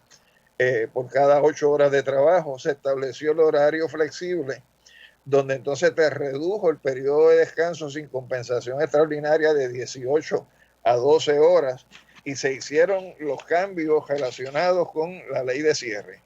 Lo que no se completó en el periodo de Rosselló, siendo secretario de Desarrollo Económico, Fortuño, pues entonces viene el gobierno de Aníbal Acevedo Vilá, a través de Jorge Silva Puras, que era el secretario de la Gobernación, con el plan aquel famoso de los 100 días, que iba dirigido a reestructurar el gobierno, a continuar avanzando el modelo de privatización, a reducir la nómina de empleados en el gobierno y a la consolidación de agencias. Y de Gustavo Vélez como asesor. ¿Ah? Y de Gustavo Vélez como asesor en Fortaleza. Ese es el frosting adicional. Entonces, cambia el gobierno, regresa el PNP con Fortuño como gobernador, y antes incluso de jurar que fue lo que hizo, creó el CAREF, que era el Consejo de Reconstrucción Económica y Fiscal, y ya empezando al tercer día de empezar a gobernar, ya tenía una orden ejecutiva con las recomendaciones que había dado el CAREF antes de él empezar como gobernador, y en esas recomendaciones estaba el despido de empleados públicos, la reducción de los días feriados, los ajustes en las compensaciones a los empleados públicos, los recortes en la universidad, el aumento de las matrículas, la consolidación y eliminación de agencias, el aumento en las contribuciones y así toda una serie de inventarios de cambios que se implantaron en el caso de Fortuño a través de la Ley 7, que es la que trae el despido de decenas de miles de empleados públicos y que genera una debacle en el país, genera una dislocación mayor. Y el desmonte de cosas negociadas en los convenios colectivos, donde además trae también la ley 29, que es de las alianzas público-privadas, que la estamos sufriendo hoy a través del contrato de Luma, ¿no? Y las estamos sufriendo a través de toda una serie de procesos de privatización que se han venido implantando a escala gubernamental. Y entonces cuando llega Alejandro García Padilla, ¿qué es lo que hace García Padilla? Aprueba la ley 66, que no es otra cosa que la fase 3 de la ley 7 que había hecho Fortuño, lo único que estaba es para aplicársela a las corporaciones públicas. Y se ataca una vez más a los sistemas de retiro por parte de esa administración. Se decreta también, como hizo Fortuño, un estado de emergencia. ¿Y a quién nos trae para entonces atender qué se va a hacer en el país? Pues nos trae a otro grupo de trabajo de exfuncionarios del Fondo Monetario Internacional, dirigido por la señora Ann Kruger, y se produce el famoso informe Kruger. Y con el informe Kruger se produce, Marcia, una orden ejecutiva nueva. ¿Y qué nos decía el informe Kruger? Pues compara Kruger con Tobin y vamos a encontrar que hay que buscar ajustes fiscales, hay que modificar el salario mínimo de los empleados para que no aplique a los jóvenes, se impongan contribuciones sobre la propiedad inmueble, se eliminen amnistías y exenciones contributivas, se extienda la vigencia de la ley 66, se reduzcan los subsidios a la universidad y se aumenten las matrículas, se provee acceso al capítulo 9 de ley de quiebra federal, se cree una junta de monitoreo fiscal, de donde viene el concepto de junta de supervisión fiscal, ya estaba plasmado en el informe del 2014, es decir, 2 años antes de que se aprobara Promesa. Y bajo la administración del Partido Popular. Es así. Y entonces, después de eso, ¿qué es lo que viene? Pues viene el plan de ajuste fiscal, donde ya con la Junta de Control Fiscal tenemos que supeditarnos a lo que es ese organismo creado por la ley Promesa, donde todas las mismas recetas que se venían planteando desde el informe Tobin para acá se plasman en la misma y la estamos sufriendo. Y si tú vas a lo que es la orden ejecutiva que se aprueba por el gobierno de García Padilla, ahí se incluía la privatización del Fondo del Seguro del Estado, la ACA, la videolotería, la Lotería de Puerto Rico, la fórmula de asignación de recursos a la Universidad de Puerto Rico, la privatización de las autopistas, de las facilidades portuarias y aéreas, la venta de los bienes del Estado, la reforma contributiva y así todo un conjunto de medidas que siguen siendo medidas de choque, medidas neoliberales para avanzar ese proceso en Puerto Rico. Son medidas que le disparan a los pies del país. Oye, y llegamos entonces con Ricardo Rosselló a la aprobación de la Ley 4, donde si bien el discurso era que Puerto Rico estaba en quiebra, oye, en quiebra el gobierno, pero no el sector privado, porque el sector privado sigue teniendo 35 mil millones de dólares en ganancias limpias al año, además de 20 mil millones en subsidios y exenciones. Exactamente. Por lo tanto, ese sector no está en quiebra, pero nos aprobaron la Ley 4, que es para degradar todavía más las condiciones de trabajo de los trabajadores. Para que tengas una idea, en la ley que se aprobó en 1998, ajustando lo que son las licencias de vacaciones, donde también se establecen lo que son las licencias de enfermedad, con los cambios que trae la Ley 4, Marcia, tú tendrías que estar trabajando 15 años para poder lograr tener el acceso a 1.25 días de licencia de vacaciones. De tan bajo que empieza la acumulación de licencias. Y así en esa ley 4 se trastoca montones de leyes que todavía quedaban con algunos elementos de protección del trabajo, se aumentan las causas de despido injustificado, se establecen límites al pago de compensación por despido injustificado, se altera lo que tiene que ver con las licencias, las acumulaciones de tiempo. Es decir, es una reforma de todo lo que se le quedó pendiente a Rosselló padre, que se materializa en la ley 4 por Rosselló hijo. Y a eso añádele lo que es la ley 8, que es una redimensión de lo que es el gobierno, donde se incorpora el elemento de la movilidad y donde se precarizan también los beneficios marginales de los trabajadores públicos en el sector del gobierno central en el país. Y entonces tenemos la situación que uno dice, bueno, pues quizás a través de la negociación colectiva se puedan desarrollar áreas de beneficios para los trabajadores, pero lo cierto es que desde la ley 7 del 2009 están congeladas las negociaciones en el sector del gobierno central y desde la ley 66 del 2004 están congeladas las negociaciones de las corporaciones e instrumentalidades públicas.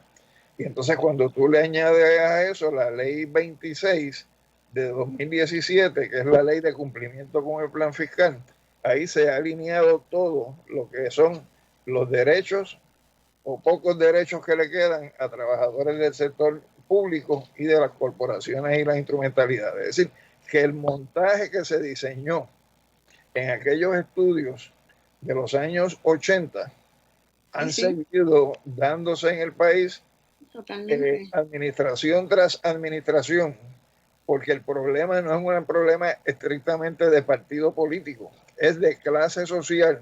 De visión de mundo, de visión de que vive dentro de los partidos políticos, donde gane quien gane o pierda quien pierda, ellos siguen adelantando su proyecto agresivo hacia los trabajadores en el país.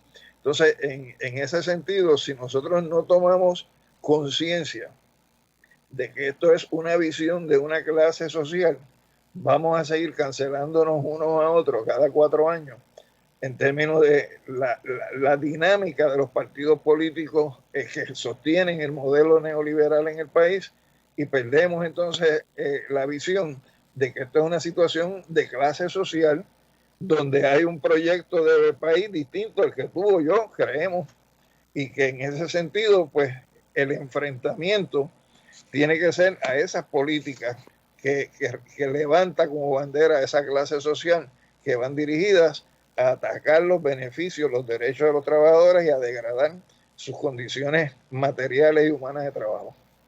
Fíjate que de lo que estamos hablando es de una estrategia de precarización y de expulsión de trabajadores, porque básicamente lo que están haciendo es lo máximo para que la gente se quede lo mínimo en Puerto Rico, ¿verdad? Para que la gente salga, para que la gente se tenga que ir. ¿A quién le puede interesar eso? Seguramente hay mucha gente interesada en que haya una expulsión de trabajadores. Mientras tanto siguen con el desarrollo de un paraíso fiscal, siguen con una visión de atraer millonarios. Con la ley 2022, ¿verdad? Que va en esa dirección. El hecho de que sí, Puerto Rico está funcionando como un paraíso fiscal, aunque no se le nombre así, es un hecho. Es así. Es un hecho, es así. Y a la vez también, si lo miramos de una manera más amplia, es una estrategia de precarización de los derechos y denigración de la democracia, ¿verdad? De desprecio de la democracia.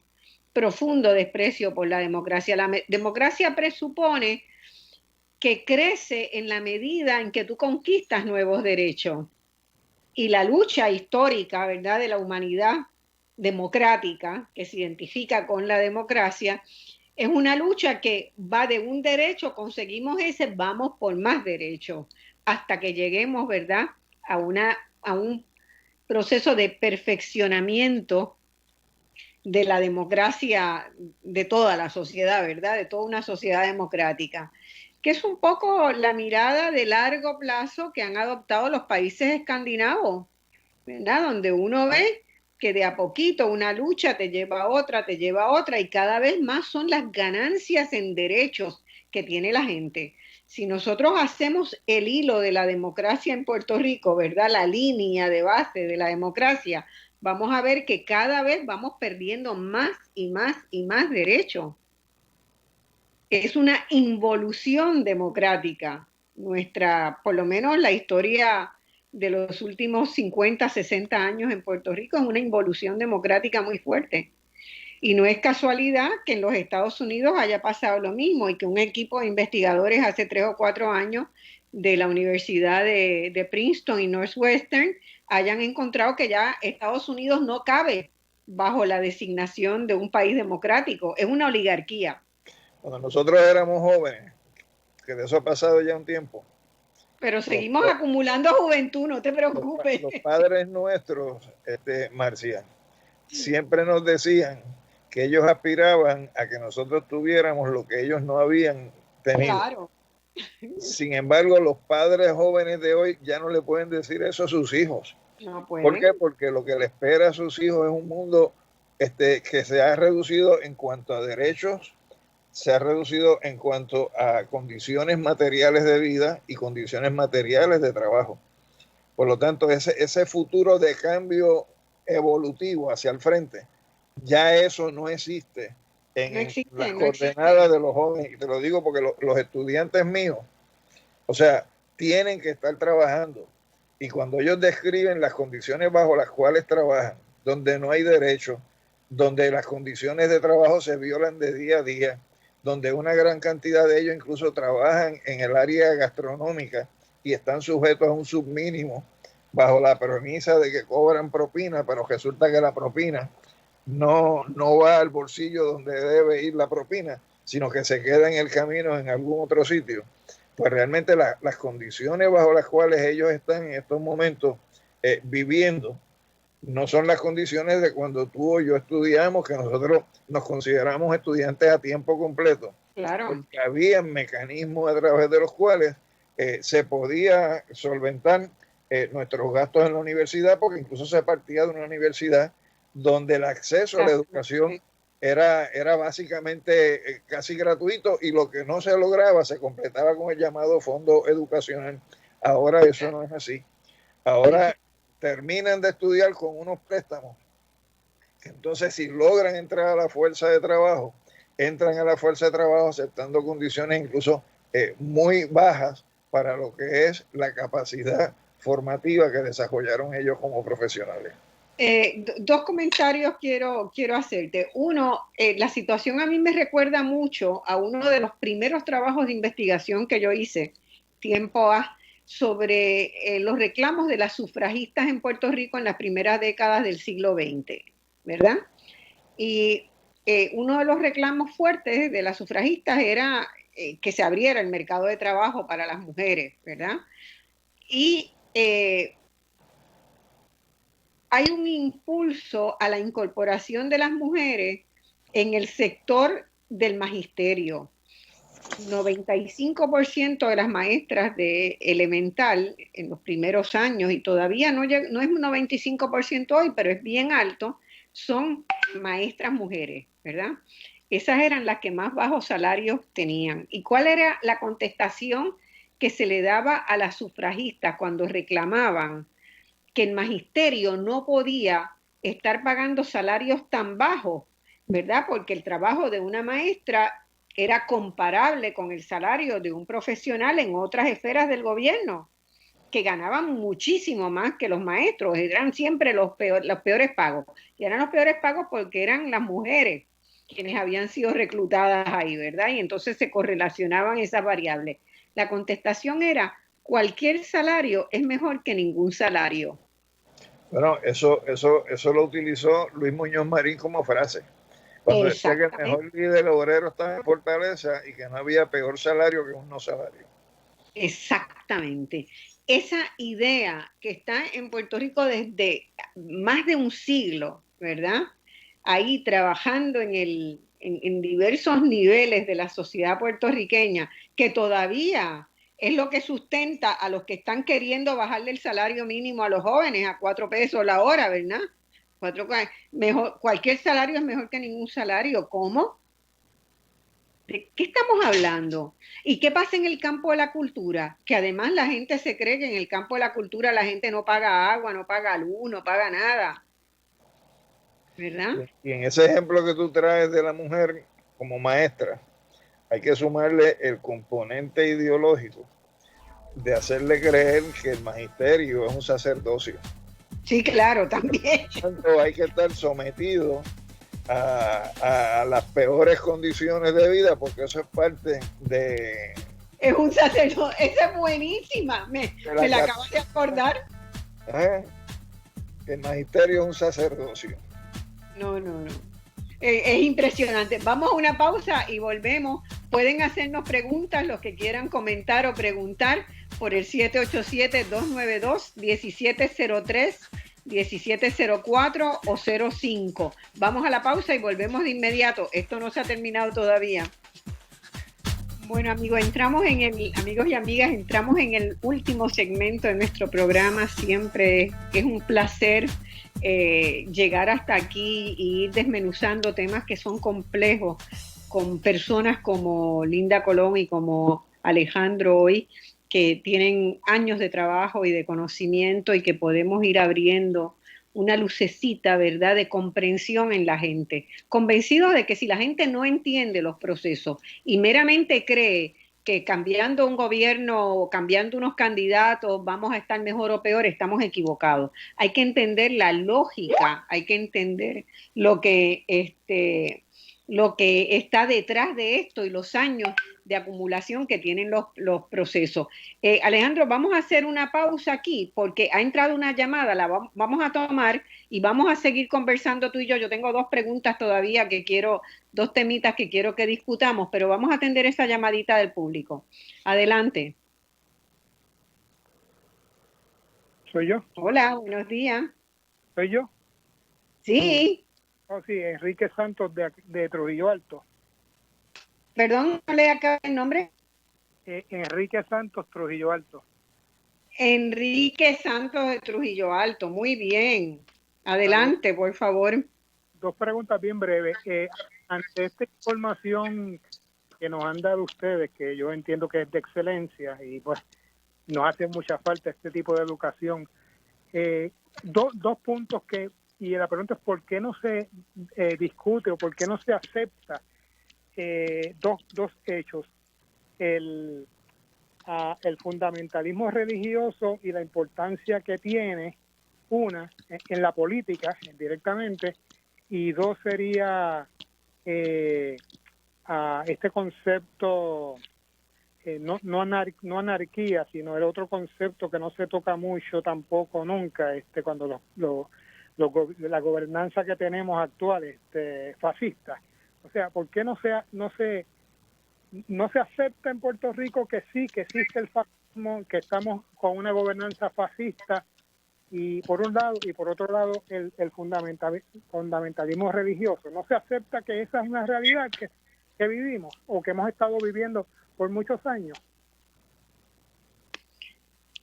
Alejandro, ¿quieres comentar? Bueno, yo escuché bien entrecortada la expresión del caballero. Yo creo que sí, que aquí hay una tendencia, yo no le llamaría fascismo, porque sobre lo que es fascismo hay distintas denominaciones. Si uno viene desde la época de Dimitrov, en el 7º Congreso de la Internacional Comunista, tiene una definición muy particular. Hay una diferencia entre, por ejemplo, lo que fue el modelo italiano del modelo alemán o del modelo japonés, pero ciertamente el fascismo tiene un denominador común, que es la supresión de derechos y el concepto corporativo del Estado desde el punto de vista de darle un espacio a los sectores que son más reaccionarios dentro del capital financiero, que es donde se suma el capital bancario con el capital industrial. Y me parece que si uno hace un análisis de cuál es la clase que realmente ha ido impulsando todos estos cambios en Puerto Rico, las va a ver agrupadas precisamente dentro de esos sectores del capital financiero y ciertamente en sus expresiones a través de los partidos que han gobernado. Uno podría identificar en el caso de uno de ellos, pues una tendencia mucho más represiva y mucho más reaccionaria en unos momentos, aunque en el pasado el otro partido también asumió ese mismo tipo de comportamiento frente a lo que fueron huelgas desarrolladas por los trabajadores en Puerto Rico. Así que sí, que creo que hay un modelo de gobernanza que es autoritario, un modelo de gobernanza que es excluyente desde el punto de vista de democracia participativa y un modelo de gobernanza donde hay unos intereses económicos incrustados independientemente de qué partido esté gobernando. Y sobre el fundamentalismo religioso, yo creo que sí que Puerto Rico cada vez se torna más conservador desde el punto de vista de la expresión de estos grupos fundamentalistas religiosos que están tratando de imponernos a nosotros socialmente lo que se supone son las normas que ellos desde el púlpito lleven a cabo en sus respectivas iglesias. Y no entienden de que el Estado tiene una responsabilidad de establecer uniformidad de derechos tanto para creyentes como para no creyentes, como para católicos y protestantes, como para cristianos, musulmanes, judíos y budistas. Es decir, el Estado norma o regula relaciones sociales para todos, no para un sector particularmente definido dentro de lo que son las creencias religiosas. Eso es lo que podría comentar. Estoy totalmente de acuerdo contigo y quiero agregar dos cositas. Uno, con relación al sector financiero, ¿verdad? Nosotros hoy en el programa yo hubiera querido también tener la oportunidad de discutir lo que fue el proceso de la globalización y cómo, ¿verdad?, esas políticas que estuvimos describiendo aquí neoliberales vislumbraban un mundo sin fronteras donde el capital pudiera moverse, no la gente moverse sin frontera, el capital pudiera moverse sin frontera, y de hecho eso es uno de los elementos que incide en el crecimiento tan dramático que tienen las décadas del 70, 80 y 90, el crecimiento de las ganancias de las megaempresas mundiales, ¿verdad? Cuando parte de la producción se traslada de Estados Unidos y de otros centros importantes de producción al sudeste asiático, ¿no? Y esas ganancias, ¿verdad? Hay un momento donde esas ganancias que se van trasladando como capitales golondrinas, que quedan 2 o 3 días en un paraíso fiscal y van a otro, fueron apuntalando un mercado financiero especulativo mundial que llevó, entre otras cosas, a conformar un poder real totalmente por la libre, ¿verdad? Consolidado y suyo, y que lleva a la crisis hipotecaria del 2008-2009, donde los gobiernos como los de Estados Unidos salvaron a los bancos y no salvaron a la gente, ¿verdad? Así que hay un elemento que en esa cadena de discusión que tuvimos hoy, que nos faltó desgranar con mayor detenimiento, cómo es que se monta la globalización, ¿verdad? Sobre qué pilares sostiene la globalización, pero es una globalización cuyo resultado es crear mayor desigualdad adentro de los países, entre países, y generar un sector especulativo financiero que prefiere mover su dinero a tener los problemas de establecer fábricas y bregar con los trabajadores. Entonces, hubo un momento hacia finales de los 80 donde se estimaban, ¿verdad?, el andamiaje de los economistas progresistas del mundo, estimábamos que había cerca del 90% de todas las transacciones bancarias que se hacían en un día en el mundo eran de carácter especulativo, no eran resultado de procesos de compra y venta de bienes y servicios, eran puramente especulativos.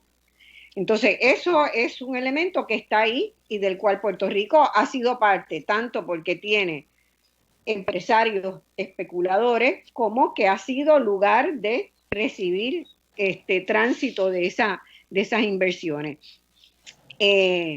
No sé si tenemos alguna otra pregunta, si no, paso yo a la otra pregunta que quería hacerte, y si tú quieres abundar algo más de las dificultades, ¿verdad?, que ha tenido el mundo para regular al capital financiero. Marcia. No, sí. Yo estoy de acuerdo con lo que tú acabas de expresar. Bueno, términos de que donde se está generando en estos momentos el factor riqueza, en el caso de los dueños del capital, es en el área especulativa. Exactamente, exactamente. Bueno, esa era una de las cosas que no quería que dejáramos desapercibido, ¿verdad? Porque mover dinero hoy es preferido por los empresarios. Hay más llamadas, vamos a seguir con las llamadas porque está encendido el cuadro. Adelante. Sí, Marcia. Marcia, buenos días. Sí. Soy Daniel Padilla, acá del municipio de Guaynabo.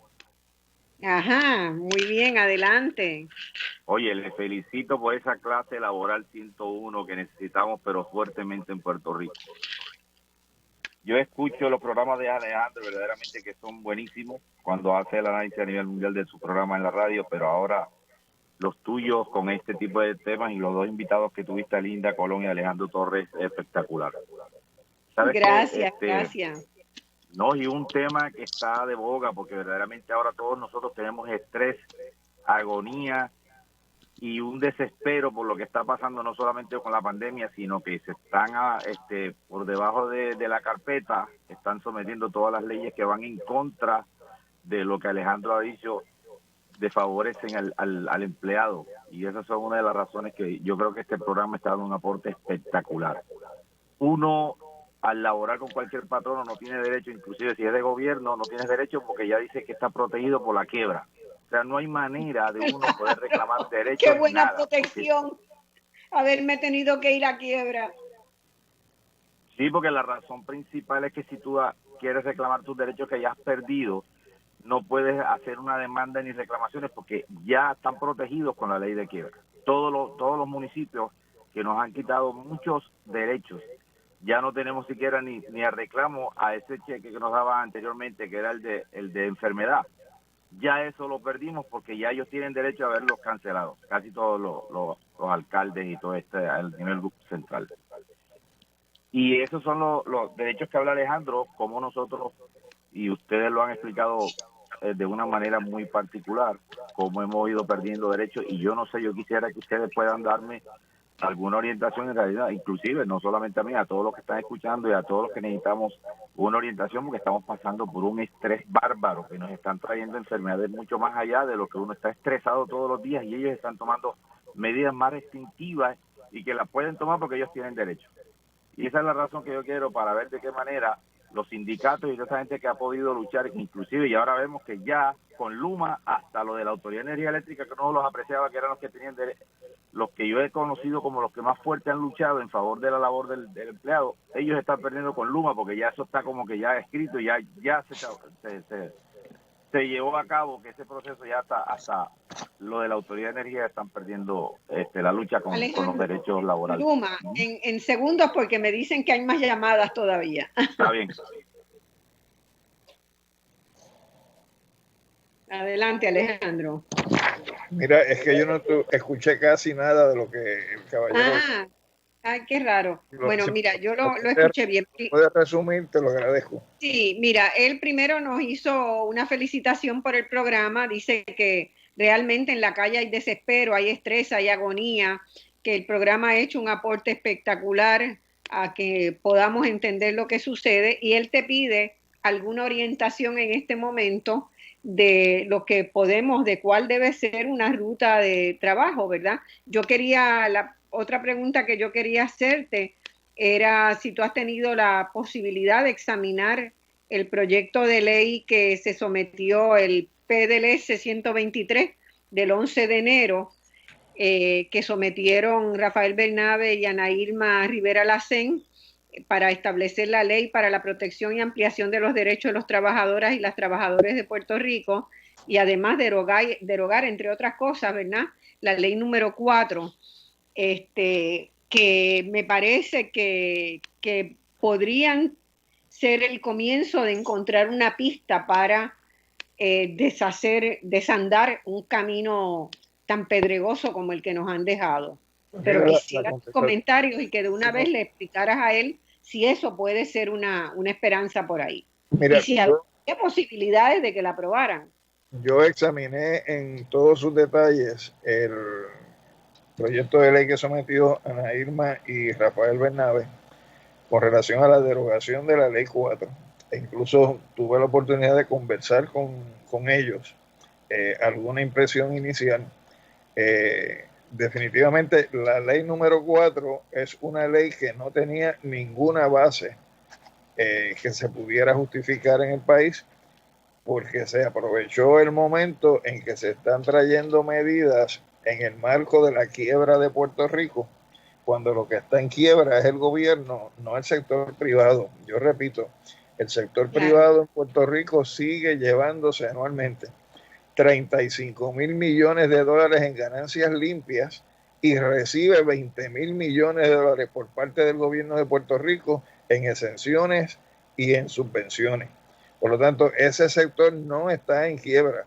Aquí el problema es que el sector privado no ha ido reinventándose desde el punto de vista de la oferta de empleo y permite que haya unos nichos donde son esos nichos los que acumulan esas ganancias extraordinarias en el sector industrial, en el área de la farmacéutica, las químicas, las electrónicas, y desde el punto de vista del comercio, pues en la venta de bienes que se consumen en una economía de consumo, donde ese dinero no se queda en el país y ese dinero se va inmediatamente del país. Por lo tanto, los cambios que se hicieron con la Ley 4, sencillamente es como se aprovechó una coyuntura para seguir empujando un proyecto neoliberal.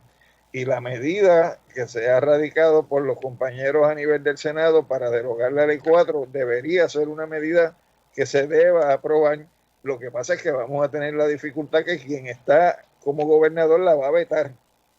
Y la va a vetar porque responde a unos intereses económicos que también están vinculados con la Junta de Control Fiscal, que es la que ha empujado que ese proyecto se dé, al extremo de que con toda la cirugía mayor que se le hizo a la Ley 80, que es la que protege contra el despido injustificado, ellos siguen insistiendo en la Junta de Control Fiscal que se derogue totalmente la Ley 80 para que entonces se adopte la visión que se tiene en los Estados Unidos del employment at will, que yo le llamo jocosamente el empleo medalaganario, porque yo te empleo como me da la gana y te voto cuando me da la gana.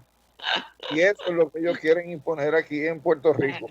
Así que ciertamente, si prosperara la medida que los compañeros han radicado, compañeros y compañeras, pues sería un gran salto adelante, porque lo que hace es que revierte a lo que era el estado normativo antes del 26 de enero de 2017, que también señalo y pongo como asterisco, que ya contenía la reforma laboral que había hecho José Yo, también de carácter regresivo, entre el año 94 y el año 98. Pero ciertamente dejaba a los trabajadores en una mejor situación que la que tienen ahora los trabajadores que hayan empezado a trabajar después del 26 de enero del 17. Quiero señalarte, Marcia, que esa ley número 4 tiene una cláusula en el artículo 2.1 que se conoce como un grandfather clause.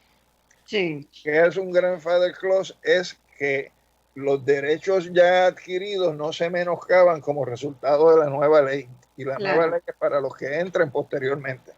Sin embargo, los patronos han venido impulsando la lógica de la interpretación de un grandfather clause a los efectos de que, salvo que la ley prohíba su aplicación retroactiva, se puede aplicar retroactivamente, cuando se supone que lo que quiere decir la cláusula es que salvo que la ley diga lo contrario, todo va a ser prospectivo, no retroactivo. La interpretan al revés. En ese sentido, yo le transmití tanto a Ana Irma como a Rafi Bernabe que además de ese proyecto de derogación completa que va a encontrar un campo minado en su proceso, podría darse una aclaración para que esa interpretación que están trayendo los patronos en estos momentos se aclare que no es la interpretación de lo que representa el grandfather clause. Y ese grandfather clause también tiene que ver con la ley 8, que es la ley de transformación de los recursos humanos en el gobierno, y es también el grandfather clause que está en la ley 120, que es la que permite la venta de la Autoridad de Energía Eléctrica, que resguarda los derechos adquiridos bajo la ley, los reglamentos y los convenios colectivos para aquellos trabajadores que determinen que no se van a ir a trabajar con Luma. Es decir, que a donde los muevan se van con esos beneficios. Con esos beneficios. Yo creo que sí va a haber un campo minado en el proceso de aprobación de la ley, el proyecto de ley que presentó Ana Irma y Rafi Bernabe, pero creo que se debe reforzar eso con una ley que aclare cuál es el alcance del grandfather clause en el caso de la disposición de la sección 2.1 de la ley 4. De todas maneras, sería interesante, ¿verdad? Poder hacer podemos explorarlo desde Voz Alternativa, Alejandro. A lo mejor podríamos hacer unas conversaciones con alguno de los legisladores que estuvieran más permeables a entender, ¿verdad? Porque acá de lo que se trata es de comprender qué es lo que ha pasado para poder darle una solución al país que sea coherente, que sea consistente, que sea seria, ¿verdad? Y no más manipulación, ya estamos hartos de manipulación. Pero sería muy interesante que la legislatura aprobara, se pudiera conseguir que la legislatura aprobara y que nos tiráramos de verdad conseguir que un proyecto óptimo en esa dirección, con los ajustes que sea necesario hacerle, se aprobara y que llegara al escritorio del gobernador a ver qué va a hacer. Para efectos míos, también tengo que decir, en honor a la verdad, la única parte de la ley 4 que yo entiendo que no es negativa es que define la figura del contratista independiente mejor que como aparecía definida la figura del contratista independiente en los casos que se han resuelto por el tribunal. Pero salvo eso, todo lo demás debería echarse al zapato. Ok. No sé si hay alguna otra pregunta, si hay alguna pregunta que entre ahora, porque si no te hago una última pregunta, ¿verdad? Que veo que está en la literatura internacional, está generando mucha discusión y tiene que ver con la dificultad de reglamentar, de regular el trabajo que se hace en línea. Y claramente, ¿verdad? La pandemia del COVID ha llevado al trabajo en la casa a muchas personas, entre ellos a los maestros de escuelas, a montones de gente en las agencias gubernamentales en todos los países. Bueno, y en todos los países está la preocupación de cómo manejar eso. Ok, sobre eso te tengo que señalar, Marcia. Vamos a cerrar. Te tengo que señalar que hay legislación ya aprobada en Puerto Rico aplicable al gobierno, que fue el proyecto del Senado 1241, que se radicó por Rivera Chats el 3 de abril del 2020, donde se recoge básicamente lo que es la misma disposición de lo que se conoce a nivel federal como el Telework Enhancement Act del 2010. Es decir, aquí llegó 10 años tarde. Copia y pega. ¿Ah? Copia y pega. Es básicamente la traducción al inglés de esa ley federal, donde se reglamenta lo que es el teletrabajo, el trabajo a distancia, y donde hay unas guías específicas en la ley, donde a través de esas guías, pues uno tiene que hacer una disección para entonces ver por dónde es que viene la bola, ¿no? Corriendo en su rola. Porque, por ejemplo, te dice que la ley redunda en estoy citando, en una economía operacional al reducir los costos de arrendamiento, mantenimiento de locales, energía eléctrica, agua, otras utilidades, gastos operacionales, de acuerdo con las funciones que lleva a cabo la agencia, promueve una más eficiente administración, mejora la calidad de vida de los empleados y permite incrementar el empleo de personas con discapacidad. Pues, ¿qué pasa? Ya en esa definición, tú tienes un enfoque donde parte del propósito de la ley es reducirle costos al gobierno. Claro. Pero ¿qué pasa? ¿Quién asume el costo del incremento en la factura de luz? ¿Quién asume el costo desde el punto de vista del equipo electrónico que tú vas a utilizar? ¿Quién va a asumir la responsabilidad por la silla que te va a tener trabajando 8 horas, que a lo mejor no es una silla que corresponde a tu poder estar trabajando frente a un monitor? Es decir, ¿quién asume esos costos? Lo va a tener que asumir el empleado. Claro. Entonces, ¿qué pasa? Si no se establece en el marco del ejercicio de la negociación colectiva que se puedan atender estas situaciones desde el punto de vista de la unión y el patrono, pues hay problemas. ¿Y por qué hay problemas? Pues porque la ley 66 te congeló los procesos de negociación colectiva en las corporaciones y las instrumentalidades públicas hasta el 2021. Y la ley 7 la tiene congelado lo mismo desde el año 2009. Por lo tanto, el instrumento de la negociación colectiva no lo tienes a mano para atender los cambios y transformaciones que la implantación de este tipo de legislación conlleva para proteger y atender lo que es el factor del trabajador o trabajadora que va a tener que estar trabajando bajo estas condiciones. Así que la ley existe, el documento a través del cual se estructura el trabajo a distancia existe, pero no están las herramientas necesarias. No tiene las garras. Perspectiva obrera, poder atender las necesidades que surgen como consecuencia. O sea, si la Federación de Maestros quisiera llevar un caso, es muy cuesta arriba porque no tiene las garras para hacer el reclamo. El marco normativo está, lo que falta es el instrumento de la negociación colectiva. Claro. La negociación colectiva supone que tú tienes el derecho a negociar horas, salarios, términos y condiciones y los términos, eso. En este cambio del trabajo en la agencia al trabajo en tu casa, hay un cambio en los términos y condiciones de empleo. Totalmente. Y hay unos costos que tú estás asumiendo que se supone los asuma el patrono, porque de lo contrario tú quedas subsidiando al Estado. Exactamente. Eso no debe ser la lógica de la contraprestación del trabajo frente al ingreso.